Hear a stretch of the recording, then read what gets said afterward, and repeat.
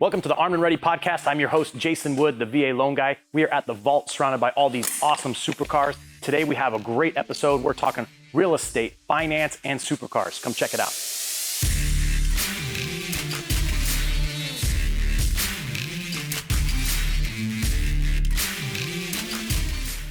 Hi, and welcome to another episode of the Armed and Ready podcast. I'm your host, Jason Wood, the VA loan guy. Today we have an exciting guest with us, Navy veteran and local real estate agent and total car guru, Chris Cosier. So Chris, I want to welcome you to the show, man, and thanks for coming. Oh, thanks a lot. I don't know if I'm a car guru or not, but I definitely enjoy them. Yeah, well, we're both car guys, so we found it pretty appropriate to come hang out. We're at the Vault in Miramar, which is a car storage place. It's also kind of a club. They have meeting rooms and a coffee bar and a patio. So this is like total gearhead hangout place, you know, for people who are total car lovers. And so Chris and I both are car lovers, and we have our hot rods behind us here, and drove them down for the show and tried to get them into the shoot. So Chris, let's talk a little bit. You know, we're both veterans and both in the real estate industry here in San Diego, right? So kind of a lot that we can talk about. There's a lot happening in the industry, and you know, and I imagine like some of our experience and your experience kind of parlays into, you know, how we're functioning in the industry today. So I guess give our audience a little bit of a background on you and, you know, your military experience. You know, what prompted you to join the military, and tell us about it. Any cool stories or things, experiences you have that you'd like to share with us? Okay. Well, there's tons of stories, of course, in the military. You got a story for every week, I guess. But sure. Yeah, so I'm originally from New York, Long Island, you know, young kid trying to figure out what I'm going to do with my life. And really, there was not a lot of talk of college when I was young. So I was like, all right, how do I get up out of here? Right. Right. You know, I mean, I just wanted to explore. Right. And where I was living, I was just like, you know, I want to see more, you know, because you see things on TV and whatnot. So I thought the Navy was the best fit for me. I had a lot of friends going to the Marine Corps, and, you know, I enjoyed being a tough guy, but I didn't want to be the tough guy. Right. Plus, the Navy has air conditioning. There you go. Yeah, that's an important factor. Yeah, absolutely. So I joined the Navy, spent 10 years in, honorably discharged, and just a world of experience, traveling, visiting different countries, seeing different cultures and people, and really getting appreciation for what we have here in the U.S. Yeah. What was your job in the Navy? What'd you do? I was a fire controlman. And so what a lot of people confuse that with is fighting fires, and it's not. It's actually for the gun weapon. It's a weapon system. So our system actually produced a fire control solution to, and on the USS Iowa in particular, you would want to aim your round on site, but you're talking tens of miles, right? So this isn't like line of sight thing. So you have to plot and plan. And so the fire control solution provides all that information so you can hit the target accurately. Oh, okay. Yeah. So fire like you're firing at, not starting a fire. That's right. Or putting out a fire. Yeah. One of the coolest things when I was on the ship is we did a 24-mile shot accurately, like on target. Wow. Yeah. And that's actually goes down in the record books, actually. So that was pretty cool. That's really cool. Yeah. Nice. So any cool countries, like favorites that you got to visit? Every country has something different to offer and different experiences. So, man, it's tough. I'm trying to think. One of the more recent memories, not on the Iowa, but when I was on the Vincennes, we went to like Hawaii, right? And then we went over to Korea, Japan, stuff like that. And I thought that was super neat because I was always curious about the culture. Yeah. And so that was awesome. That's really cool. Yeah. So 10 years in the Navy, and then you got out. Did you end up here in San Diego right after you got out of the Navy? No. So I got here through the Navy because I was stationed here. Sure. But I originally was in Florida, and it was time to get out. I went to Massachusetts for a job. Okay. Like I needed to get a job, right? So pretty much I got out on Friday, started my job on Monday. Oh, wow. Right. Yeah, the whole military thing, you don't mess around, right? Sure, you yeah. gotta get everything lined up and get organized. Yeah. And so, so in the Boston area, northeast of Boston, this little place called Gloucester, They had a capital equipment manufacturing company there. And if you don't know where Gloucester is, there's like a movie, Perfect Storm. Oh It's about yeah. that, yeah, Okay. that little town there. So, but yeah, that was my start into civilian life, and I actually travel with that job too. Nice. Yeah, yeah. Nice. Really cool. So now in San Diego, in the real estate industry, Hmm. um, which is, as everyone knows right now, the real estate market's on fire, right? Yes, absolutely. Probably driven by super low interest rates. So I mean, the demand is high. Um, what's your experience in the market right now? What kind of things are you seeing, and what do you project? What do you think is going to come next year for us? Well, there's all kinds of projections, and I honestly can't predict because you got so many factors that are not normal factors, right? Right. We have the COVID. We have businesses getting locked down, open back up, locked down. You have the forbearances. You have the lack of inventory, right? And we're in Southern California, so we're kind of a unique little micro market, right? Sure. And so it's really tough because there's a lot of projections about next year being the year, the bubble, right? But they've Right. been talking about a bubble for 5 years, and Been we're talking about a bubble since the bubble, yeah, right? Basically. yeah, pretty much.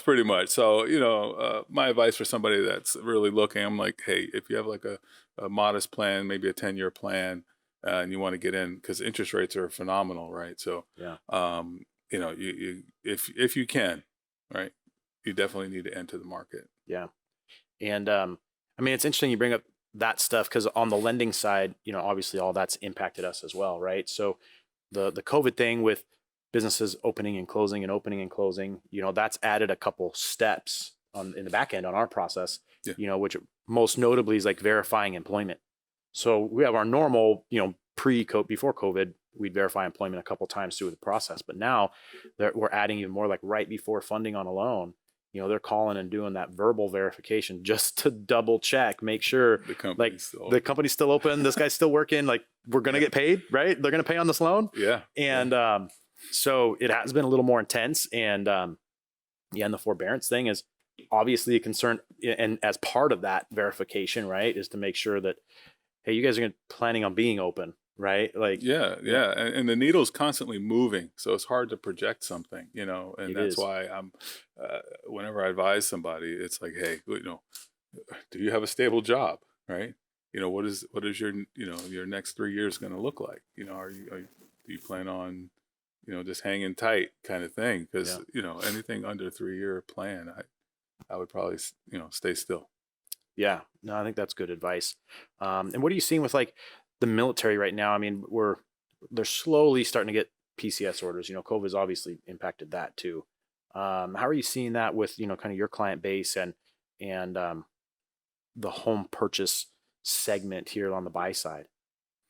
So just so you know, I work with a lot of listings more so than buyers nowadays because it just naturally happened that way. Yeah. I do have tons of buyers, and everybody's kind of just struggling now. With military guys, with the orders, that makes everything even more complicated. So you just got that multi-layer cake of complication. Yeah. And so you really got to have a solid plan. And because the offers are so competitive now, that's even more challenging too to get a VA deal accepted. Yeah. Because I personally believe it's the best loan for the borrower, but sellers look at it and they're like, well, closing costs and different things like that. And Right. with the competition right now, you just have to position the offer correctly with the VA loan so that you get accepted. Yeah, and with the VA loan right now, I think what I've been witnessing is the time period of asking the seller to pay for any of the costs is pretty much not existing right now for the most part. So you have to be in a position where you can contribute some cash to the deal, even though you can finance 100% of the purchase price. Mm-hmm. There still are those transaction fees, those closing costs, right? And typically, before COVID, it was pretty normal to have the seller contribute to some of that, sometimes pay all of it, or at least a chunk of it, right? Yes, yeah, absolutely. But now you got to come in and be a little stronger with your offers, because now you're competing with other buyers who aren't asking for that stuff. And And shoot, even going above asking price on a lot of this. Right? Yeah, and, obviously it gets a little sketchy with appraisals and different things like that. But I will say, I did sell a starter condo to a young man, which I was very proud of him because he's young. He's in his early 20s, and Oh, he nice. bought himself a piece of property. And because the seller was a veteran, he was like, "Yeah, they gave me 3%, so I'm absolutely going to do that." And That's so really cool. that was awesome. And that's the one thing I do appreciate about fellow veterans. They do acknowledge that, hey, this isn't easy.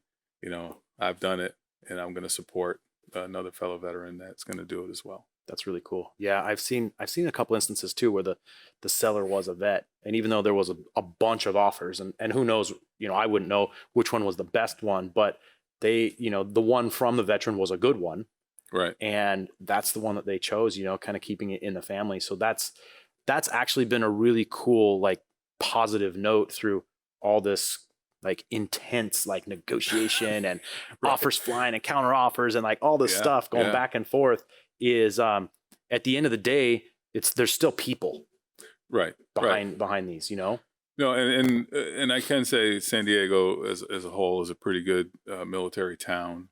I've been to a lot of places, and they really appreciate veterans. And I'm a shy guy by nature, which is contrary to what we're doing here.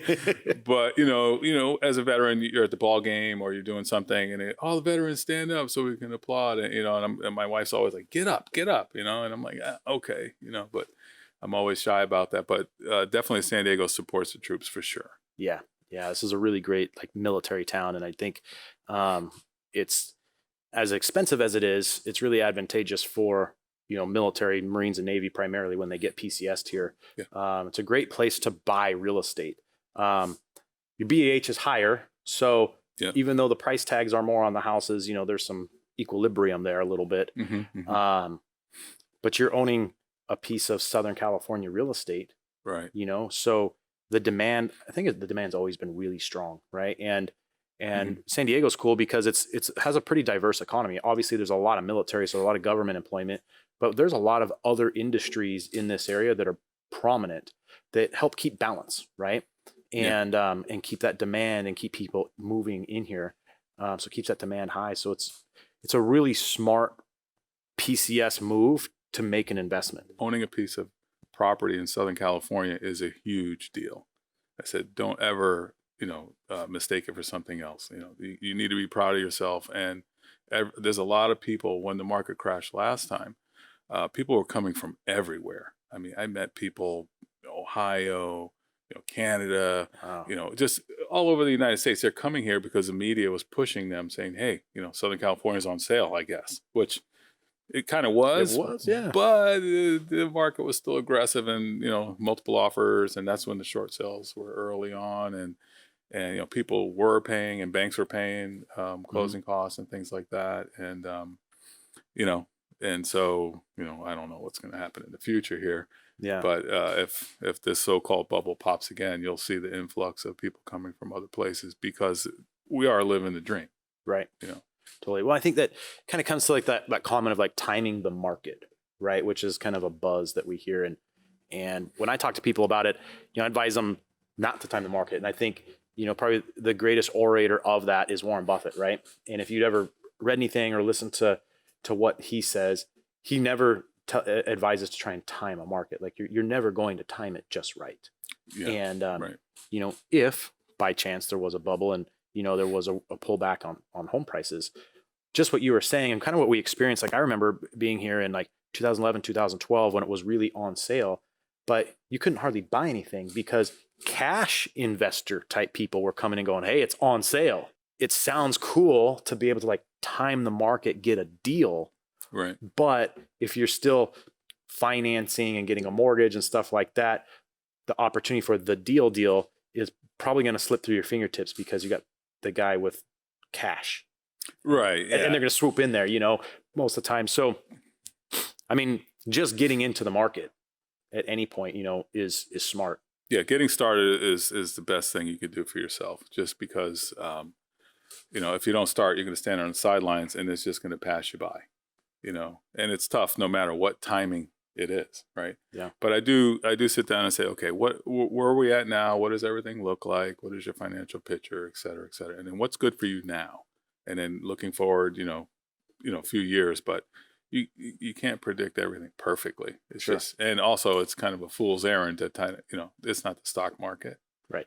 Things are affected differently all the time. So, and you're not really flipping your primary home, right? That you're not flipping that. So, buying your primary residence is something that is going to be more than a quick buy sell opportunity, right? The Right. plan is really to live in there for a while. Mhm. And I think, having that mindset, the real estate market is a market, right? Just like the stock market, right? And there's always ups and downs, right?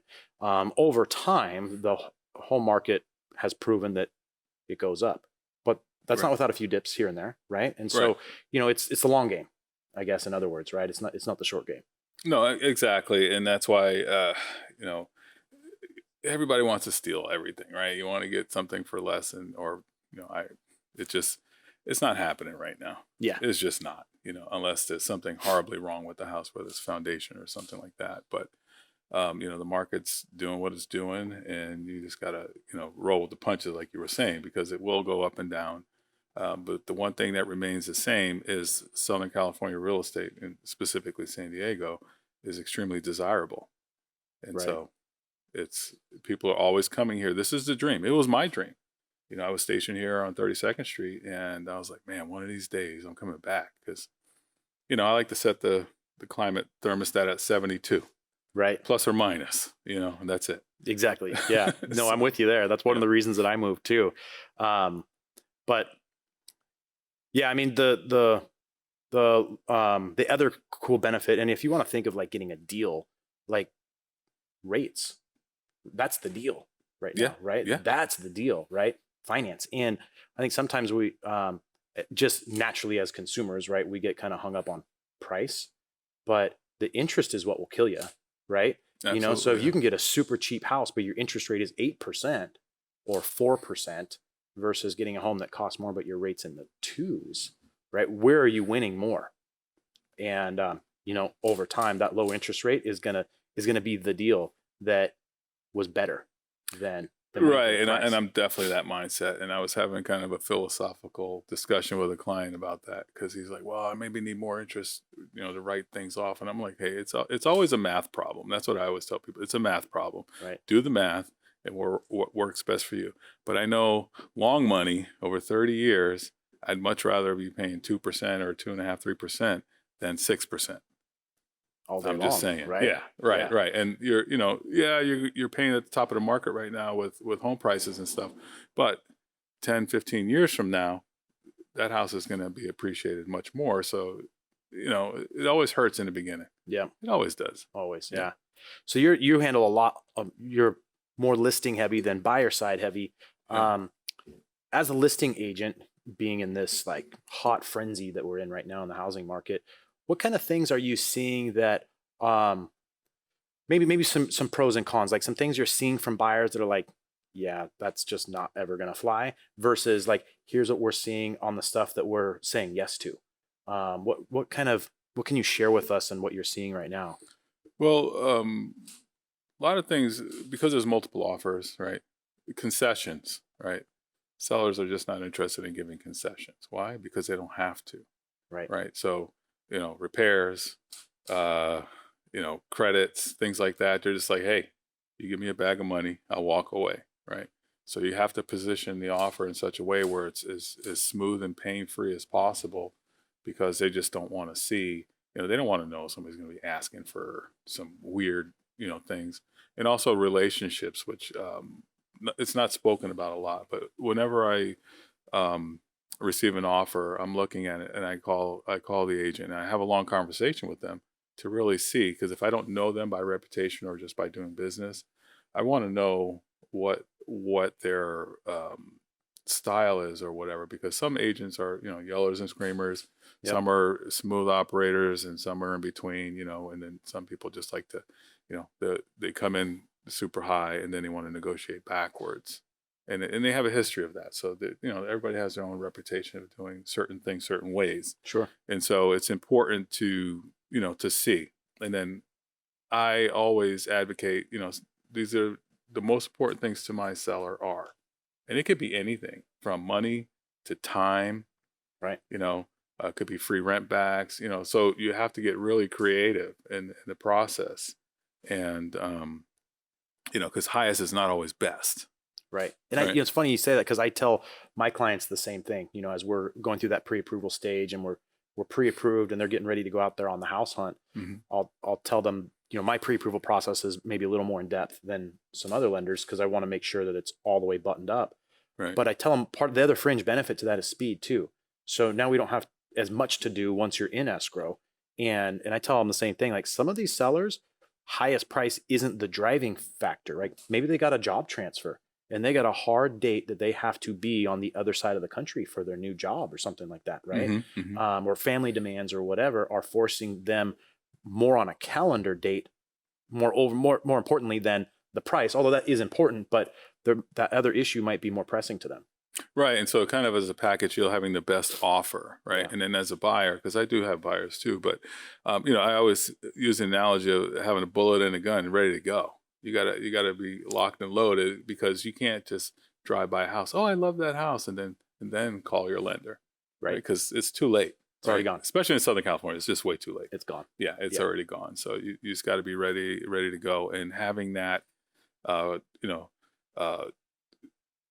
I don't like to use the word pre-approval, but having that financial analysis done so that that you're gonna get them done quickly and be able to perform. Yeah. That is the biggest thing, performing, because things are falling out now because people are accepting the highest offer, and then all of a sudden something in the loan process happens, or who knows, their job situation.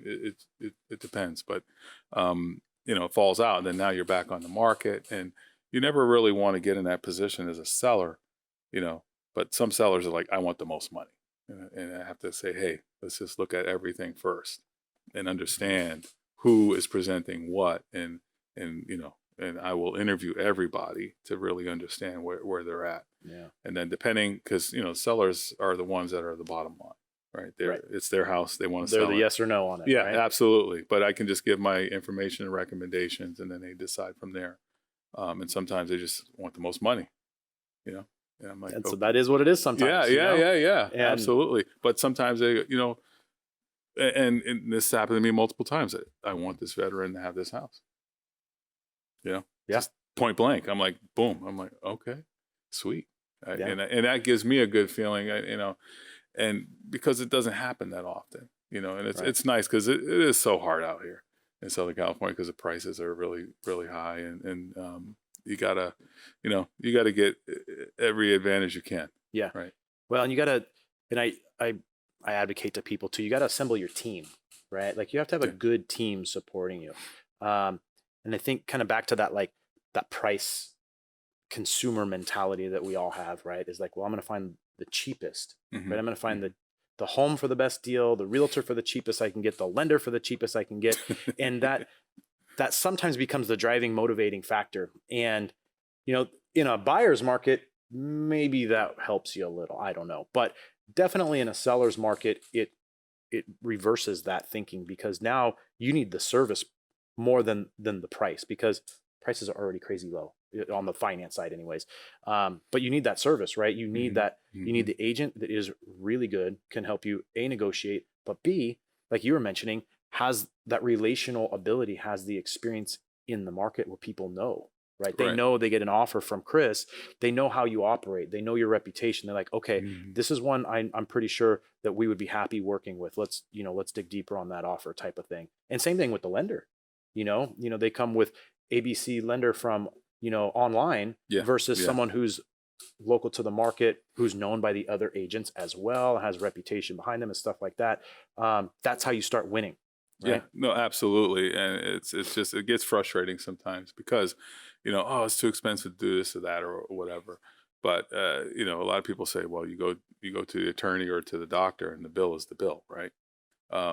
So as a buyer, I always recommend definitely hiring a professional, because you need somebody to take you through the path, because, you got inches of paperwork, not alone the loan part, but on the actual transaction part, and you need somebody to help you, and then if there's extra things that happen there. You have to get directed because you don't know. And Yeah. even if you've done it 2 or 3 times, you still don't know because it's so infrequent, Yeah. Unless you're buying a house every week, you're not going to be proficient. You need somebody that's doing it all the time, whether you're buying or selling, But these discount situations, it is just you don't get the quality and the service that you really need. 100%. Yep. I agree with you wholeheartedly. Um, well, I know we're probably teasing and tempting our audience a little bit with these cool cars behind us. You want to tell us about your ride, man? Let's learn about this Porsche a little. Tell us. Yeah, so man, I'm super excited just to be in this building. Just sitting here This building is cool. Yeah, I mean, I already did a full tour and everything, but what I have here is a 1987 911 Turbo, um, aka the Widowmaker. Is kind of a famous moniker that it has, and 3.3 liter single turbo, 4-speed supercar of the 80s. It's beautiful. Yeah, and it's just got such good lines, and I like just looking at it sitting here. Yeah. Yeah. There's something about Porsches, right? Like Mhm. just the lines on them and even how they've evolved over time, like the relation between like the 911 as it's gone through its years and the different models, like you can see that the translation and how they're still related. Which is Yeah, really and then the Porsche guys are pretty strict, so you get punished if you kind of go out of line too much with these guys, and that's cool. why the 996 had that problem with the headlights and the styling. But the 911 it's been an evolution because some cars they just jump to different platforms or the look entirely and stuff like that. Because I know yours has right Yeah. over time. Yeah. Porsche doesn't do that, because they get penalized. Like their audience is really tough. Yeah. And recently, I've been looking at a 991.2, which nobody really knows what that is, but it's a 911 GT3, and they built it between I think 2016 and 19, and that makes it the .2, right? Gotcha. And that car has a manual. The one before it, the .1, did not. And so the Porsche files got all together, got their pitchforks out. I want a manual. And lo and behold, boom, they made a manual as a no-cost option, which is interesting. Yeah. That isn't usually there's an upcharge when they make a change like that. Huge upcharge. Yeah, Yeah. absolutely. Yeah. Yeah. Because I know, other car cultures, BMWs and different car cultures too. It's kind of the same thing. Like they fight for that stick shift, that manual. And Yeah. they're like, oh yeah, no problem. It's another 20 grand, but you can have it. No, exactly. So yeah, I mean, it was just amazing just for the opportunity to come here. And when I was in here, I was just like, wow, this is sweet. Yeah. And I mean, you can't see, or if you're listening, you can't see what we can see, but I mean, this storage facility is really top of the line. I mean, there's all sorts of supercars in here. There's a Spiker we saw. There's Ferraris, McLarens, Bentleys, Lamborghinis. There is all sorts of It's an AC Cobra right there. AC Cobra. Yeah. Yeah. I mean, there's some cool stuff. Have you done any modifications to your car? Yeah, I did a little bit. So I had the top end rebuilt on the car just because one of the cylinders had a bad leak down. So all the internals are stock, but everything on the outside of that is modified. So what does that mean? Headers, turbo, intercooler, exhaust, fuel management, so everything on the outside. And so now it was originally a 282 horsepower car, and it's probably closer to 400 now. Awesome. Yeah. I bet it handles great too. Oh yeah, it's pretty sweet. I mean, I just literally, when I was coming on to Miramar here, it was the light was yellow. So I went around there, a little aggressive, and that thing just stuck. It's great. Yeah, that's cool. Now my car is a 95 Toyota Supra, twin turbo, 6-speed. It's an inline six, and it's been pretty heavily modified. I mean, almost everything is modified on it. Was that like 2 million horsepower? No, actually, it's 727 to the wheels. We just had it tuned. Yeah, wow, 656 foot-pounds of torque. But I'm running a single turbo, Precision 64 millimeter turbo, flex fuel, so it's running on E85, but it can run pump gas or whatever. Oh, nice. And then the head's been built, so oversized valves and camshaft springs, retainers, all that stuff, ported, so it can rev pretty high. But aftermarket downpipe, turbo, exhaust, intercooler, all that jazz. E-I-E-I-O. You got everything in there. Yeah, it's all pretty much been done. So there's only a couple of little things left that could be done to it, but yeah, Wow, yeah. it's becoming a beast. Oh, it is a beast. So I'll never forget the first time I saw one of these. I was in New Jersey. I was stationed in Morristown, New Jersey. It was a shore duty station. And I worked part-time at a gas station because I had a lot of time on my hands, right? So, Yeah. and they just, I guess, came out. I don't know their year range. 90. Well, this body style, the Mark IV they call it, came out in like late '93, which was a '94 model. Okay, yeah. So this thing came in with the wing and the big lights and all this stuff, and there was like two guys, or maybe three guys in there, just giddy laughing about it, right? Because it was such an exciting event for them to get this car, and they got the first fill up at the gas station, kind of thing, and all that. And I was just like, wow, that thing is nowhere near what it used to look like, you know. And that's literally my favorite model. Just the way it looks, Yeah, it's kind of a timeless shape. There's a lot of hubbub about the new version that recently came out, and the Mark IV purists, that have this body style, the majority of them aren't real big fans of the new one. I'm not either. But it's not my favorite. But you got to make progress, right? You got to break it to fix it, I guess, right? Right. And there's a lot of stress on these manufacturers to do different things, but definitely, like a lot of cars, like I have also a 1988 BMW M3, so it's the first M3 that they made for the road there, and it was always the measuring stick because it had a culmination of things that they put together for it that made it very magical. So the suspension is amazing. It's not overpowered for the chassis, so it's a great driver's car. And they try to reproduce that magic over and over, and they never have, just because you just kind of can't. Everything came together just right on that particular car. Yeah. And then that one was a race car that they made for the street, versus normally it's a street car made to race, right? So that was a unique thing for that one. And then of course these guys, they had 935s, turbo cars racing with like a bajillion horsepower. I went to the track in Monterey, Laguna Seca, yeah. and we were watching. We were at Rennsport, and the 935s were just as fast as the Cup cars, the modern day 991 Cup cars at the time. Yeah, I was just like, I couldn't believe it. This car is in the 70s, and these other cars are like 2000 and whatever's, and they're the same. Like they're hitting the same speed right on the straightaway every time. Wow, that's cool. Yeah, that's a lot of fun. Yeah, it was great. Yeah. Some of the super guys and I in San Diego area, we occasionally get together and go for drives and stuff, and do these half-mile airstrip attack races, which are a lot of fun.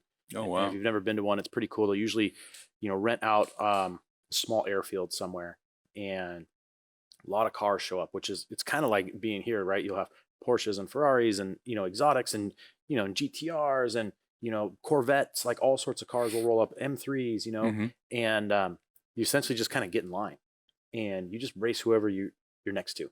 And it's a half-mile roll race. Wow. Where do they do that? All over the place. There's an airstrip like out in Bishop, which was the last one that I had been to. But kind of more off the beaten path airstrips, right? You can't be in a big, frequented airstrip area. But yeah, usually like you get rolling up to about 35, 40 miles an hour, and there's cones, and once you get to that cone, you're supposed to stay kind of even, and then you punch it from there. And so you're getting up to about maybe 40 miles an hour before you really get on it. Sure. And it's a ton of fun, and it's a cool culture event because it's just everyone there is just a car guy, right? And you're just driving your car fast and having a good time and appreciating for what it is, and the guy next to you, and sometimes you get thumped and sometimes you do the thumping, right? And but it doesn't matter. You're just going there having fun, and you just line up against whoever you line up against, and that's what it's all about. I think is just that culture and having fun with it. And that's the thing, what I love about being in San Diego or Southern California, because the car culture is so huge. I mean, this is a testament right here. I mean, you got all types of cars back there, and they're all amazing, in their own right. So, I mean, I'm looking at that. I don't know what year that is, like a 70s year Riviera with the clamshell headlights up there on the rack, and then you got a 67 Mustang. I mean, I'm sorry, Corvette. So Yeah. This is great. Yeah, it's really, really cool. Well, Chris, man, I think we should go spend some time checking out some cars. We'll let everybody run on the podcast. All right. But I want to say thanks for carving out some time today. I know you're super busy because the market is hot right now.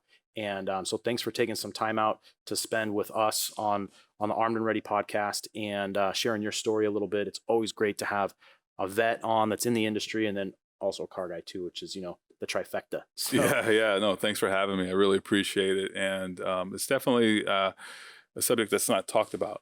Veterans, we don't get that much airplay.